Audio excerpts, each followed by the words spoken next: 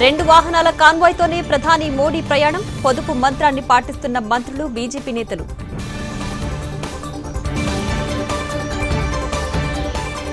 AP ప్రభుత్వంలోనూ పొదుపు చర్యల కార్యాచరణ, సెక్యూరిటీ అర్థవంతంగా ఉండాలన్న చంద్రబాబు.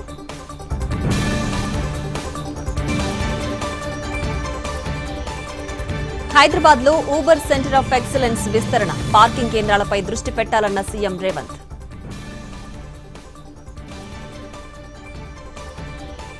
ఫలితాలొచ్చి 10 రోజులైనా తేలని కేరళ సీఎం పంచాయతీ, రేపు ముఖ్యమంత్రి పేరు ప్రకటిస్తామన్న జైరాం రమేష్.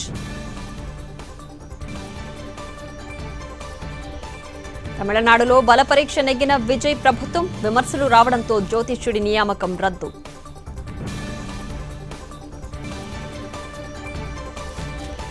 ఖరీఫ్ పంటలకు మద్దతు ధరలు పెంచిన కేంద్రం, కోల్ గ్యాసిఫికేషన్ పథకానికి కేబినెట్ ఆమోదం.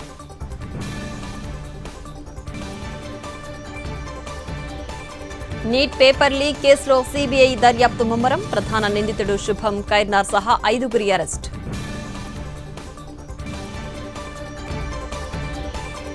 ప్రొడ్యూసర్లు, ఎగ్జిబిటర్ల మధ్య మాటల యుద్ధం, బ్లాక్మెయిల్ చేస్తే భయపడేది లేదన్న నిర్మాతలు.